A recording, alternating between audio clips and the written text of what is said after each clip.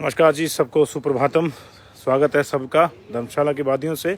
और आज यहाँ पे जो इनागुरल सेशन है 14th विधानसभा का, उसका दूसरा दिन है। कल विधायकों की ओथ हुई मेनली। आज थोड़ा अहम दिन है। आज स्पीकर का चुनाव होगा और उसके बाद गवर्नर का एड्रेस होगा। 2 बजे के आसपास गवर्नर का एड्रेस है। उससे पहले 11 बजे जब हाउस शुरू होगा तो विधिवत रूप से जो है स्पीकर नए चुने जाएंगे, जिनको कल ही फाइनल हो गया था, नामांकन हो गया था। कुलदीप पठानिया 5 बार के वो एमएलए हैं, 5वीं बार जीत के आए हैं। 2 बार उसमें से इंडिपेंडेंट रहे। वो उनका पार्टी के भीतर अंदर ये चलता रहा उनका सिस्टम जो है। तो आज इंटरेस्टिंग ये देखना होगा कि गवर्नर का जो एड्रेस है उसमें क्या रहता है, उनके अभिभाषण में क्या रहता है। नॉर्मली गवर्नर का अभिभाषण जो है वो सरकार की नीतियों को रिफ्लेक्ट करता है। अब 14-15 दिन की सरकार है तो उस लिहाज से इसकी अपनी कोई नीति अभी इतनी बड़ी को सामने नहीं आई है। 2-4 चीज़ें उन्होंने करी हैं।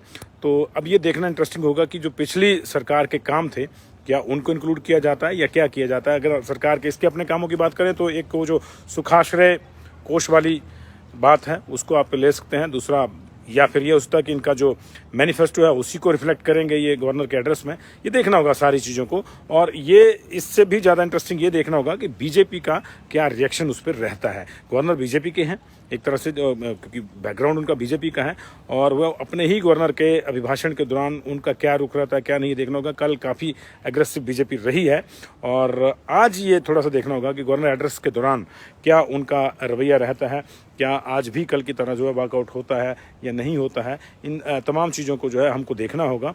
और सबसे बड़ी बात है कि गवर्नर के एड्रेस में क्या चीज़ें रहती हैं। 2-3 अगर योजनाओं को छोड़ दें, जैसे कि मैंने कहा, तो अभी सरकार नई है, उसकी योजनाएं तो अभी क्योंकि कैबिनेट ही नहीं बनी है तो योजना उस हिसाब से नहीं होगी। अभी तो कैबिनेट के इर्द गिर्द ही सारी चीज़ें घूमती हैं। जो भी प्रश्न आता है घूम फिर के ही आता है कि कैबिनेट कब मर रही है।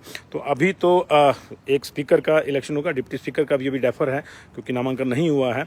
स्पीकर बनने से थोड़े से समीकरण, जैसे मैंने आपको कल भी बताया था, वो थोड़े से चेंज जरूर हुए हैं और थोड़े कह लीजिए कि रिलैक्स हो गए हैं सीएम के लिहाज से। क्योंकि चंबा को कैबिनेट बर्थ माना जा रहा था तो वहाँ पे स्पीकर चले गए हैं। तो अब जाहिर है कि वहाँ से कोई दूसरा तो है बर्थ वहाँ मिलेगा नहीं, कैबिनेट कभी नहीं मिलेगा और दूसरा बड़ा अहदा भी नहीं मिलेगा। चेयरमैन इत्यादि अगर कोई बनता है तो वो बात की बात है।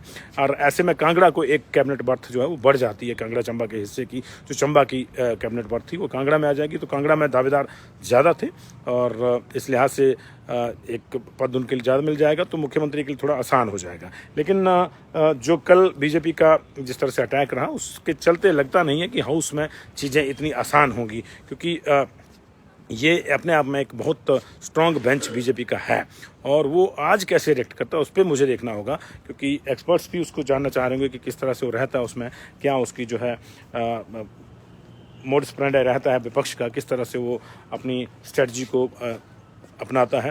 ये संभव है कि उससे पहले कोई वॉकआउट हो जाए, क्योंकि 2 बजे गवर्नर रहना है। स्पीकर के चुनाव के दौरान बात जो है उसमें जो छोटे मोटे भाषण होते हैं स्पीकर की शान में जो कसीदे पढ़े जाते हैं उसके दौरान कुछ होता है या नहीं होता, ये देखना होगा।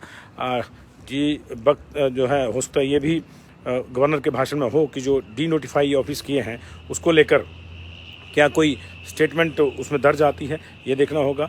और ये कल भी मुख्यमंत्री ने इस तरह का एक संकेत दिया था, ऐसा इसलिए कि हम कह रहे हैं कि उन्होंने कहा था कि कल गवर्नर का भाषण है, आप अपने डॉक्यूमेंट्स लेके आ जाइए। आपने कहा कितने लोग लगाए, तो मुझे लग रहा है कि उसमें थोड़ा सा ये रहेगा। लेकिन उस पर फिर क्या रिएक्शन उसका रहता है अगर उसको इंक्लूड करते हैं और उसको एंडोर्स करते हैं कि हम जो कर रहे हैं डी नोटिफाई कर रहे हैं वो ठीक कर रहे हैं। अगर गवर्नर के अभिभाषण के माध्यम से उसको एक लीगलाइज करने की कोशिश की जाती है या उसको यूँ कह लीजिए कि आप उसको जस्टिफाई करने की कोशिश करते हैं, उस पर ये देखना होगा कि बीजेपी का क्या रिएक्शन रहता है। तो तमाम चीज़ें रहेगी उस पर और ये देखना होगा कि किस तरह से सेशन चलता है। 2 बजे के बाद जब ये अभिभाषण शुरू होगा तो उसमें बीजेपी का रिएक्शन हमको जो है बिल्कुल देखना पड़ेगा। और फिलहाल कोई ज़्यादा बिजनेस है नहीं विधानसभा के सेशन में। इनॉग्रेशन सेशन है, कल ओथ हो गई थी, आज गवर्नर का एड्रेस है।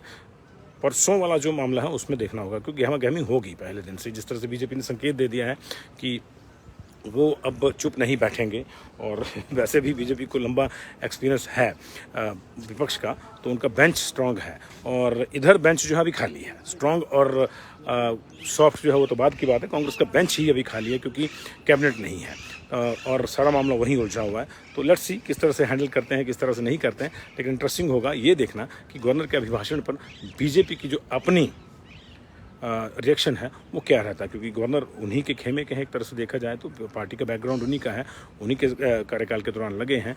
आज जब वो किसी दूसरे दल की सरकार बनी है यहाँ पे, तो उसका जो स्तुति गान करेंगे वो देखना होगा कि एक रिफ्लेक्ट होता है कि क्या किस तरह से जो है करेगी। एक चीज़ और हो सकती है कि एक जो 6 महीने का वित्तीय खर्च है उसको लेकर भी FRBM रख सकती है सरकार कि हम अगले 6 महीने में जब तक रेगुलर बजट नहीं आ जाता हम ये विकास कार्यों के लिए करेंगे। लेकिन असली मुद्दा यही रहेगा कि बीजेपी ये कह रही है कि हमने जो विकास करवाया था उन कार्यों पे डी नोटिफिकेशन दफ्तर को ऑफिस को करके जो है ब्रेक लगाने की कोशिश करें। तो ये एक बड़ी बहस का मुद्दा है और ये मुझे लगता है कि आज भी हाउस में रिफ्लेक्ट करेगा। क्या होता है क्या नहीं होता है इस पर नज़र है, आप बने रहिए। बहुत बहुत शुक्रिया आपका जुड़ाव के लिए। इस लाइव स्ट्रीम को शेयर कर दीजिएगा ताकि दूसरे लोग जो अभी ऑफिस जाने की आपाधापी में उन तक भी पहुंच जाए। बहुत बहुत शुक्रिया आपका।